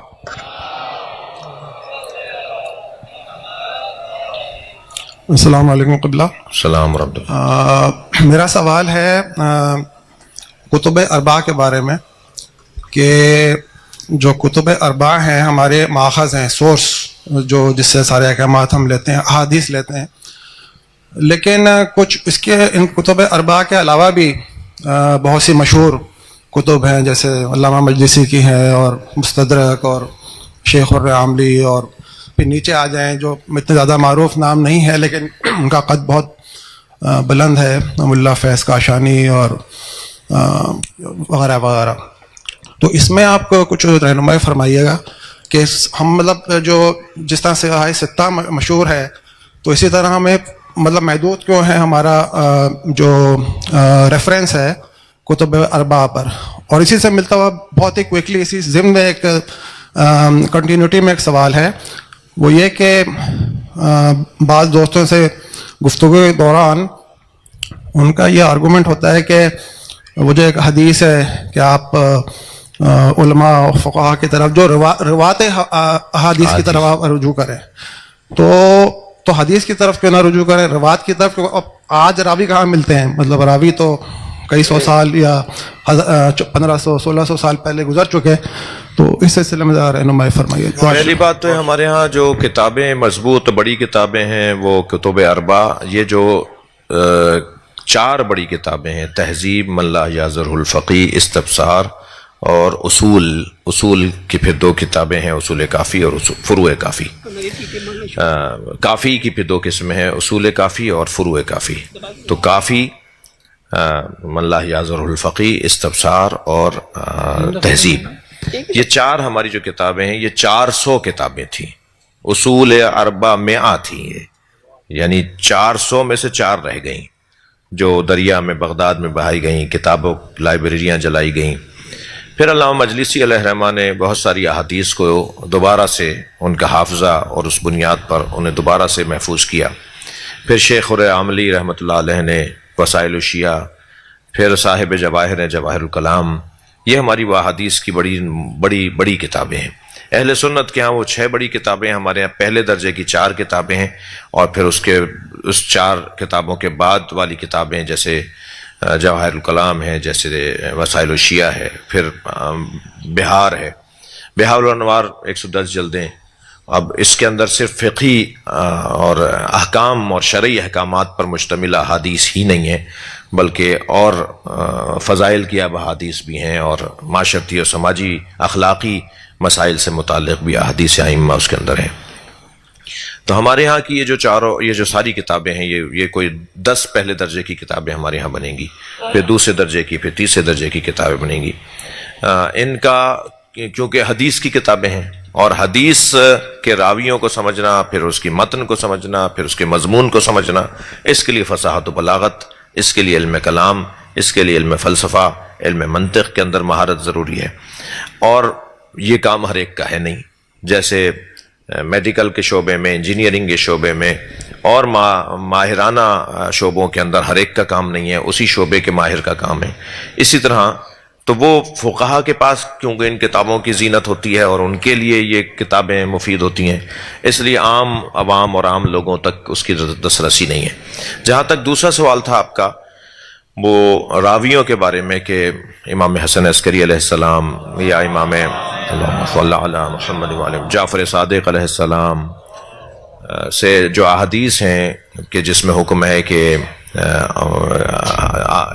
جب تمہارے سامنے کوئی نیا مسئلہ آئے فَأَمَّ الْحَوَادِثُ الْوَاقِعَةُ فَارْجِعُوا فِيهَا إِلَىٰ رُوَاةِ أَحَادِيثِنَا، جب تمہارے سامنے نئے مسائل سامنے آئے تو ہمارے روات احادیث کی طرف رجوع کرنا. تو روات حدیث تو آپ نے جو سوال کیا یہ ہاں تھوڑی سی رونگ ہے بات کہ راوی تو اس زمانے میں تھے. نہیں، آیت اللہ سیستانی آج راوی حدیث ہیں، آیت اللہ خامنئی آج راوی حدیث ہیں، آیت اللہ حافظ بشیر نجفی آج راوی حدیث ہیں. یہ جو مرجع تقلید ہوتا ہے، یہ جو مجتہد ہوتا ہے، یہ جو مقلد ہوتا ہے، یہ راوی حدیث ہے. یعنی انہیں اجازہ دیا ہے آیت اللہ خوئی نے، آیت اللہ خوئی کو آیت اللہ نائینی نے، آیت اللہ نائینی کو آیت اللہ حائری نے، آیت اللہ حائری کو مثلاً علامہ جو ہے وہ اصفہانی نے، مثلاً ان کو انہوں نے یہ جیسے شجرے ہوتے ہیں نا، ایسے حدیث کے بھی شجرے ہیں. سبحان اللہ سبحان اللہ. وہ کہتے ہیں جی میں نے ان سے لی حدیث لی، انہوں نے ان سے لی، انہوں نے ان سے لی، انہوں نے ان سے لی، انہوں نے ان سے لی، یہاں تک کہ کہتے ہیں ان رسول اللہ کہ مولا علی نے رسول اللہ سے لی. سبحان اللہ. تو یہ آج ہمارے ہاں جو مراجع تقلید ہیں یہ راوی حدیث ہیں. سبحان اللہ. تو راوی حدیث کا مطلب یہ نہیں کہ آئمہ کے زمانے میں، یعنی آئمہ سے ظاہر ہے آئمہ کی جو 255 ہجری تک جو ہے وہ غیبت صغرا شروع ہوئی، پھر 365 میں غیبت کبرا شروع ہو گئی، تو 365 ہجری کے بعد پھر کیا راوی ختم ہو گئے؟ نہیں، پھر وہ جو شیخ مفید راوی تھے، شیخ صدوق راوی تھے، پھر شیخ صدوق سے ہوتے ہوئے وہ جو حدیثوں کے شجرے بنتے ہیں، وہ جو آج مرجع اور مجتہد ہے وہ راوی حدیث ہے. تو حکم یہ ہے کہ ایسا جب تمہارے سامنے مسئلہ پیش آئے تو پھر ہمارے راوی حدیث کی طرف رجوع کرنا. کیوں بھائی راوی حدیث کی طرف؟ ہم خود کیوں نہیں حدیث کو سمجھ لیتے؟ بہت اچھا ہے، کیا ہی حسین منظر بنے گا کہ جی مثال کے طور پہ پورے پاکستان کے اندر اگر فرض کریں 4 کروڑ شیعہ ہیں تو 4 کروڑ میں 2.5 کروڑ جو ہے وہ راوی حدیث ہو جائیں. منظر ہی کچھ اور ہوگا، سبحان اللہ. منظر ہی کچھ اور ہوگا. یہ کہنا آسان ہے کہ ہم خود کیوں نہیں حدیث کو لے لیتے، ہمیں کیوں کسی مجتہد یا کسی راوی حدیث کی ضرورت ہے، یہ کہنا آسان ہے. اس کے لیے خون جگر نہیں، اس کے لیے صبر جمیل چاہیے، سبحان اللہ. اس کے لیے حوصلہ چاہیے. جی کم سے کم 14 ورنہ 24 علوم میں پی ایچ ڈی ہوتا ہے مجتہد.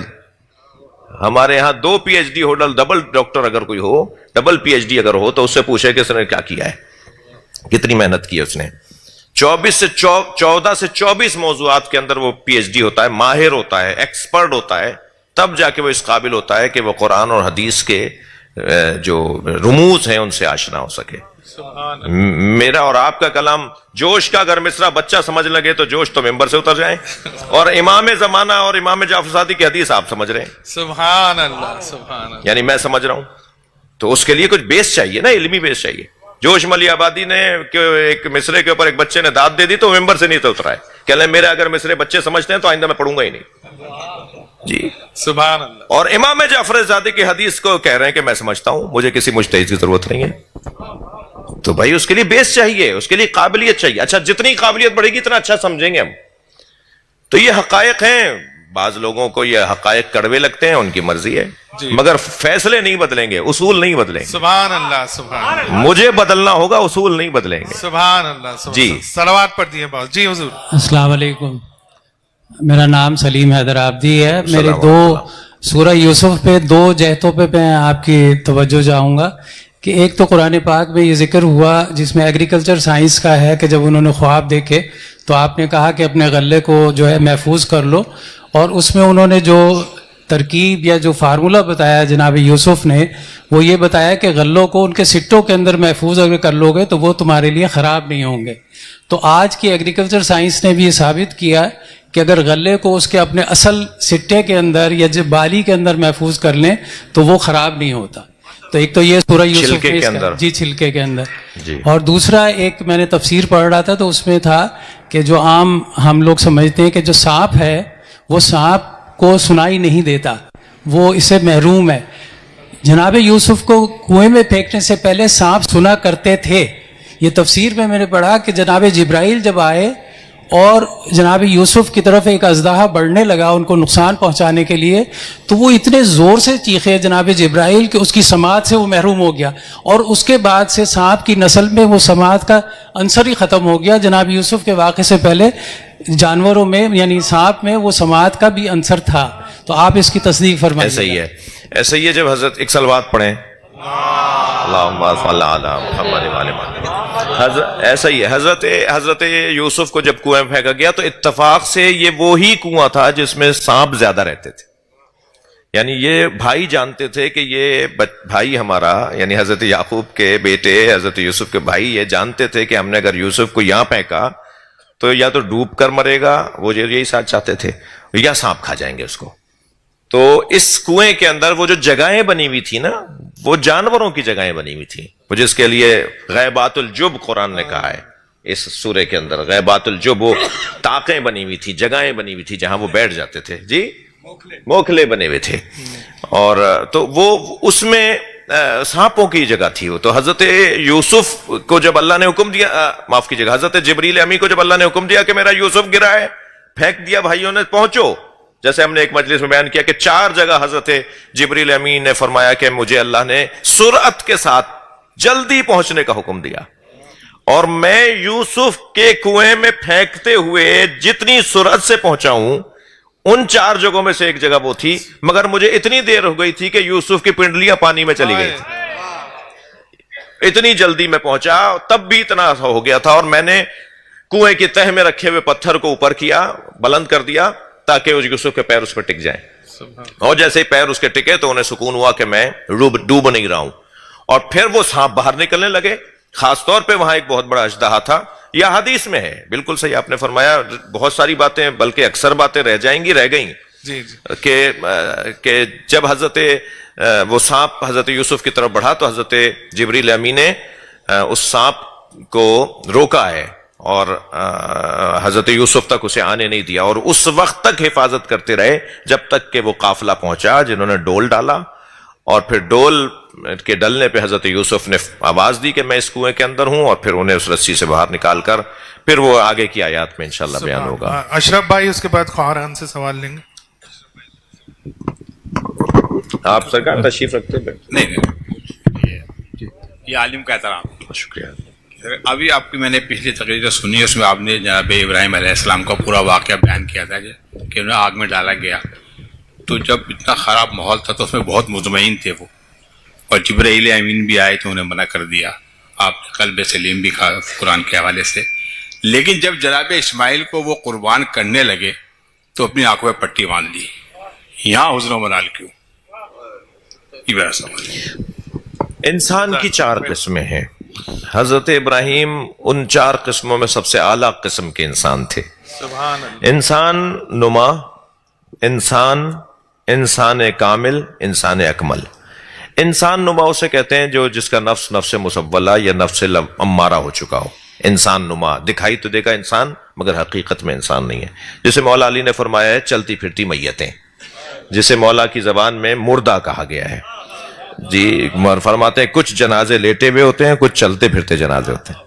تو لیٹے ہوئے جنازے تو سمجھ میں آتے ہیں, لیکن چلتے پھرتے جنازے مولا علی فرما رہے ہیں جس کی فطرت, جس کا قلب سلیم نہ ہو, جس کی فطرت سالم نہ ہو, وہ چلتے پھرتی ایک میت ہے. تو وہ انسان نما, جس کو میں اگر اپنی زبان میں, کچھ زمیندار لوگ بھی بیٹھے ہوئے ہیں, جب فصل تیار ہو جاتی ہے تو زمیندار لکڑی پر قمیص چڑھا کر اسے کھیت میں گاڑ دیتا ہے, جانور سمجھتے ہیں کہ انسان کھڑا ہے. تو ہمارے معاشرے میں بھی مولا علی فرما رہے ہیں کچھ لوگ چلتے پھرتے نظر آتے ہیں, لوگ سمجھتے ہیں انسان جا رہا ہے, جبکہ وہ کبھی کوئی بندر ہوتا ہے, کبھی کوئی ہاتھی ہوتا ہے, کبھی کوئی سانپ ہوتا ہے. تو انسان نما لوگ.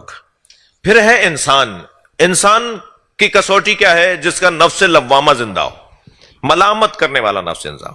مگر یہ دو انسان جو ہیں یہ ہمارے معاشرے میں عام ہمیں ملیں گے, ہم میں سے ہی ہوں, ہم بھی انہی میں سے ہیں, نفس لوامہ والے خاص طور پر. لیکن ایک انسان ہے انسان کامل, اور پھر سب سے بڑا انسان جس سے بڑا انسان کوئی نہیں ہے, جو اللہ اور اس کے درمیان پھر فاصلہ نہیں ہوتا, وہ انسان اکمل ہے. جس کے اور اللہ کے درمیان فاصلہ ختم ہو جاتا ہے وہ ہے انسان اکمل, وہ ہے نبی مکرم, وہ ہے مولا علی, وہ ہے امام حسین. یہ انسان اکمل ہیں. اگر میں لفظ بدل کے کہوں کہ حضرت سلمان فارسی انسان کامل ہیں, نبی مکرم انسان اکمل ہیں, حضرت مالک اشتر انسان کامل ہیں, مولا علی انسان اکمل ہیں, حضرت حبیب ابن مظاہر انسان کامل ہیں, اور امام حسین انسان اکمل ہیں. انسان اکمل کی ایک صفت ہے, میں نے جواب لمبا کر دیا. انسان اکمل کی ایک صفت یہ ہے, انسان اکمل کیونکہ انسانوں میں سب سے بڑا انسان ہوتا ہے, اور بعد از خدا اگر کسی کا وجود ہوتا ہے تو وہ انسان اکمل کا وجود ہوتا ہے. تو وہ کیونکہ سب سے بڑا انسان ہوتا ہے تو اس کا دل بھی سب سے زیادہ نرم ہوتا ہے, اور جس کا دل نرم ہوتا ہے, رونا اور احساسات کا اظہار یہ اس کے وجود کا حصہ ہوتا ہے. لہذا امام حسین علیہ السلام اور حضرت ابراہیم کی قربانی کو جو جوڑا گیا ہے وہ اسی وجہ سے تو جوڑا گیا ہے کہ وہ انسان اکمل ابراہیم علیہ السلام جو آنکھوں پہ پٹی باندھ رہے ہیں اور ایک اسماعیل ذبح کر رہے ہیں، تو قرآن نے اسے فدیناہ بذبح عظیم اور ذبیح اللہ کہہ کر یاد کیا ہے. ادھر کربلا میں 18 اسماعیلوں کو حسین ذبح کر رہے ہیں، اور کربلا کے میدان میں امام حسین کی آنکھوں میں آنسو تھے، باقاعدہ گریہ تھا امام کا. نبی مکرم گریے پر بات کسی حد تک ہوئی ہے. جب حضرت ابراہیم کی رحلت ہوئی، ان کے بیٹے حضرت ابراہیم کی رحلت ہوئی، ان کے فرزند حضرت ابراہیم کی رحلت ہوئی، تو نبی مکرم مسلسل رو رہے تھے. تو ایک صحابی نے اور پھر ایک زوجہ نے ان سے کہا کہ یا رسول اللہ، بہت کم سن بچہ ہے، کوئی زیادہ عمر نہیں تھی ان کی، آپ ایسے رو رہے ہیں. تو حضرت نے فرمایا کہ ما هذه البکاء بکاء الفصیحہ بل البکاء الرحمہ، یہ میرا بے صبری کا گریہ نہیں ہے، یہ میرا رحمت کا گریہ ہے. میرے اندر جو اللہ نے رحمت رکھی ہے، میرے اندر جو رافت رکھی ہے، میرے اندر جو پیار رکھا ہے، انسان کامل سب سے زیادہ دل اس کا نرم ہوتا ہے، سب سے زیادہ مہربان ہوتا ہے. جو سب سے زیادہ مہربان ہوگا، مہربانی کا تقاضا ہے کہ وہ اثر لے، مہربانی کا تقاضا ہے کہ وہ منظر کرب ناک منظروں کو دیکھ کر اس کے اوپر اثر ہو اس کا. لہذا حضرت ابراہیم کیونکہ انسان اکمل تھے اور انسان اکمل کا دل نرم ہوتا ہے، اس لیے آنکھوں پہ پٹی باندھی. جزاک اللہ. قرآن سے لیں گے جی، قرآن اگر کچھ سوال. السلام علیکم. وعلیکم السلام ورحمۃ اللہ. دو سوالات ہیں. پہلا یہ کہ سورہ مائدہ کی آیت نمبر 31 جو برمانوی صاحب کی تفسیر میں نے پڑھی ہے، اس میں کچھ اس طرح سے ہے کہ جو حابیل اور قابیل کا واقعہ ہوا تھا، تو حضرت آدم علیہ السلام حج کی ادائیگی کے لیے مکہ گئے تھے، یہ اس میں لکھا ہوا ہے. آپ کی رہنمائی چاہیے ہے کہ ہم نے اب تک تو یہ حضرت ابراہیم علیہ السلام کے بعد سے مناسک حج کا جو سلسلہ ہے وہ سنا ہے. دوسرا میرا سوال یہ ہے کہ حضرت یعقوب اور حضرت یوسف علیہ السلام دونوں کے پاس ایک وقت نبوت موجود تھی. بہت شکریہ. حضرت یعقوب اور حضرت یوسف کے پاس دونوں کے پاس ایک وقت میں نبوت نہیں تھی. حضرت یعقوب کی زندگی میں حضرت یوسف کو نبوت ملی، لیکن جس وقت یہ واقعہ پیش آیا اس وقت حضرت یوسف کو نبوت نہیں. جب وہ زندان میں پہنچے اس وقت ان کو پہلی وحی نبوت کے عنوان سے ان پر نازل ہوئی. تو حضرت یوسف حضرت یعقوب کی زندگی میں نبی ہو گئے تھے، مگر جب کنویں میں پھینکا گیا تھا اس وقت نبوت کا اعلان نبوت ان کے لیے نہیں تھا، نہیں ہوا، ان کو اعلان نبوت کا حکم نہیں تھا اور پہلی وحی ان پر نہیں آئی تھی. حضرت ابراہیم اور حابیل اور قابل حضرت آدم کے زمانے سے مناسک حج کے مسائل، کیونکہ مناسک حج کے مسائل حضرت آدم کے زمانے سے شروع ہوئے، لیکن ان کو دین حنیف میں شامل حضرت ابراہیم نے کیا. انہوں نے بعنوان شریعت حضرت ابراہیم نے شمار کیا، کیونکہ حضرت آدم صاحب الشریعہ نبی نہیں تھے، حضرت ابراہیم صاحب الشریعہ تھے. حضرت ابراہیم اولو العزم تھے، ایک نبوت اور رسالت کے بعد امامت کا درجہ بھی انہیں حاصل تھا. تو حضرت ابراہیم نے ان تمام مناسک کو منظم کیا اور پھر ان مناسک کو حضرت عبد المطلب نے دوبارہ سے تجدید کیا، اور پھر نبی مکرم کی شریعت کے اندر، یعنی شریعہ اسلامی کے اندر، اسلامی شریعت کے اندر اللہ نے ان کو دوبارہ سے تجدید کیا ان تمام مناسک کو. لہذا 7 چکر صفا مروہ کے ساتھ سعی، یہ حضرت عبد مناف اور حضرت عبد المطلب کے زمانے میں شروع ہوئے، اس سے پہلے نہیں تھے. ایک چکر کر لیا خانہ کعبہ کے گرد، طواف کر لیا، 1 2 3 کوئی طے نہیں تھے، تعداد طے نہیں تھی. لیکن یہ حضرت نبی مکرم کے اجداد نے، حضرت عبد مناف، حضرت ابو طالب کے والد حضرت ہاشم، ان لوگوں نے اور پھر اسے اللہ نے شریعت محمدی کا حصہ بنایا اور وہ اسلام کا اور شریعت کا حصہ قرار پائے. جی جزاک. قبلہ ایک میں سوال اگر ہو جائے. جی. حضرت یوسف سے ایسا کیا ہوا کہ ان کی پشت میں آگے نبوت نہیں گئی اور اسرائیل کی پشت میں نبوت؟ جی، حضرت یعقوب کا جو نام ہے، خود وہ حضرت یعقوب کا نام اسرائیل ہے، اور ان کی اولاد جو انبیاء بنے وہ بنی اسرائیل کہلائے.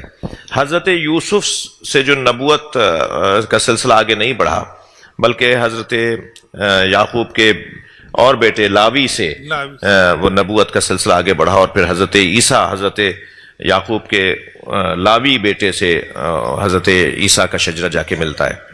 ان کے والد ابراہیم، ان کے نانا ابراہیم کا شجرہ جا کے ملتا ہے، اور یہ پورا نبوت کا سلسلہ یوسف علیہ السلام کی نسل کے بجائے دوسرے بھائی کی نسل میں آ گیا۔ اس کا ایک جو بڑا سبب لکھا گیا ہے وہ یہ کہ جب حضرت یعقوب حضرت یوسف سے ملنے کے لیے آئے، پہلے تو یہ کہ جب معلوم ہو گیا کہ یوسف زندہ ہے، بھائیوں نے جا کے بتایا، وہ گندم لینے گئے تھے، جو آگے آئے گی یہ گفتگو آگے کی آیات میں، شاید آئندہ سال توفیق ہوگی تو یہ والی گفتگو آگے آئے گی۔ تو جب وہ گندم لینے گئے تو کٹورا حضرت یوسف نے اپنے ایک بھائی کے سامان میں رکھوا دیا تاکہ وہی بھائی واپس بلا لیا جائے جس کو وہ بتائیں کہ میں یوسف ہوں۔ وہ بھائی تو پہچان نہیں پائے تھے سارے بھائی کہ یہ یوسف ہے، یہ عزیز مصر، یہ وہی ہمارا بھائی ہے جسے ہم نے کنویں میں پھینکا تھا۔ مگر جب وہ کٹورا گم ہونے کا شور مچا اور سپاہی دوڑے کہ تمہارے سامان میں ہماری کوئی چیز، دربار کی کوئی چیز آ گئی ہے، محل کی کوئی چیز تمہارے سامان میں آ گئی ہے، تو تلاشی جب مچی تو انہی بھائی کے جن کے سامان میں حضرت یوسف نے وہ کٹورا رکھوایا تھا تو اسی بھائی کو لے آئے واپس، وہ بھائی جو حضرت یوسف کے سگے بھائی، ان کو انہیں لے آئے واپس، اور جب انہیں لے کر آئے تو انہوں نے ان کو کہا کہ میں یوسف ہوں اور تم مجھے نہیں پہچان پائے، میں وہی ہوں جسے بھائیوں نے پھینک دیا تھا۔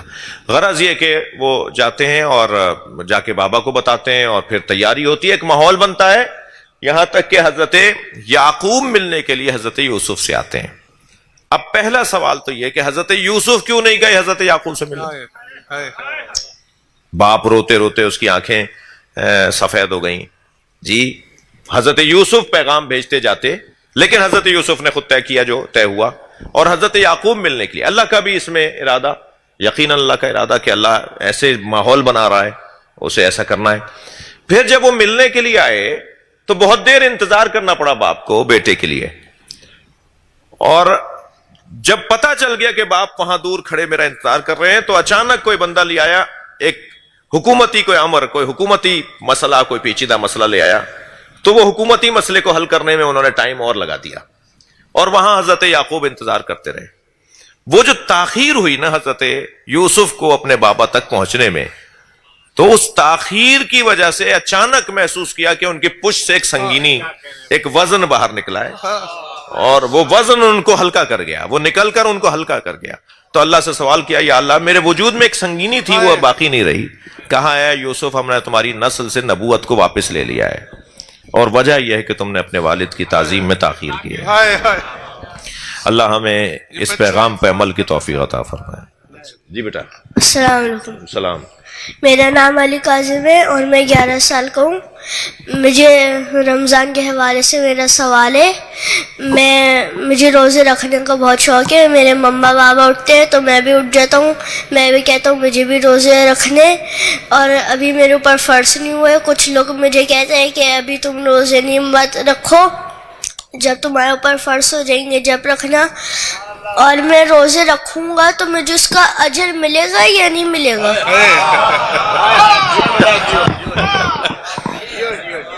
آپ روزہ رکھیں گے تو آپ کو بھی اجر ملے گا، آپ کے بابا ماما کو بھی ملے گا، مگر کیونکہ آپ پر واجب نہیں ہوا اور حکم آپ کے لیے روزہ رکھنے کا نہیں ہے، اگر آپ کی ہمت ہے، حوصلہ ہے تو آپ روزہ رکھیں، اگر روزہ پورا کر سکتے ہیں تو روزہ رکھیں۔ وہ جو کیا روزہ کہتے تھے، آدھے دن کا ایک داڑ کا روزہ 4 بجے تک رکھ لو، تمہاری سحری ہم جلدی، افطاری جلدی کروا دیں گے، تو اتنا جتنا کر سکتے ہو اتنا کرو گے، تو جتنا کرو گے اتنا تمہیں ثواب ملے گا۔ اللہ ان بچوں کے جی ماشاءاللہ احسن کہ آپ نے سورہ یوسف کی تفسیر انتخاب کیا ہے، جو یوسف زہرا کے ضرور کی زمانہ سازی کے بہترین ہے، جی ہمارے لیے بہترین درس ہے اس میں۔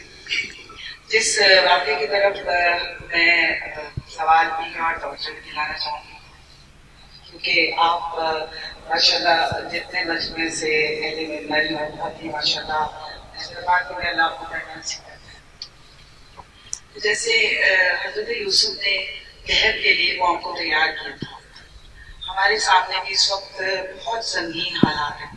ہم جیسے واقعات سن رہے ہیں کہ 5 کلو آٹے کی بوری کے لیے جو ہے خواتین کچل کر ختم ہو گئے، تو کیا ایسے حالات میں ہم جتنا کر سکتے ہیں معاشی استحکام کی طرف بھی جانا چاہیے۔ اگر ہمارے گھروں میں چھوٹے چھوٹے باغات بھی ہیں ہم وہاں کچھ سبزیاں لگا لیں, کچھ پھل لگا لیں, کچھ ایسی چیزیں لگا لیں کہ ہم جو مومن شیعہ یا جو بھی ہیں, اہل بیت کا درس یہ نہیں ہے کہ ہم صرف شیعوں کے ساتھ نہیں کی کریں, لیکن جتنے بھی انسانوں کی بھوک مٹانے کا بندوبست ہم اپنے گھروں سے کر سکیں اس کو کریں. امام کے ظہور کے لیے بجائے اس کے گھاس لگائے, اگر اللہ نے ہمیں لون دیا ہے تو ہم زیادہ سے زیادہ سبزی, پھل, اناج کوئی کہ جس کی وجہ سے ہم بھوک مٹا سکیں. ہم کوئی ایسا کام کریں, یعنی وہ جو عمل حضرت یوسف نے کیا تھا عہد سے پہلے عہد کے لیے تیاری, تو یہ ہمیں نظر آ رہے ہیں ساتھ. تو بہترین سورہ کا آپ نے انتخاب کیا, خداوند عالم بہت شکریہ, بہت شکریہ, بہت شکریہ. آپ اس کو نمبر سے بیان کریں. نہیں, سوال کیا ہے بہت شکریہ. نہیں, سوال اور جواب دونوں ہو گئے نا, ان کی مہربانی, انہوں نے بہت شکریہ بہن آپ کے حوصلہ افزائی کا, اور یہ جو آپ نے خیال دیا ہے یہ ظاہر ہے اس میں ایک سوال بھی تھا اور اس میں ایک جواب بھی تھا, تو میں آپ کا ممنون ہوں. آپ سب کے لیے دعا گو ہوں, یا اللہ ہم سب کو قرآن سمجھنے والوں میں شمار فرما, ہماری عاقبت بخیر فرما, ہمارا انجام و خاتمہ بالخیر فرما.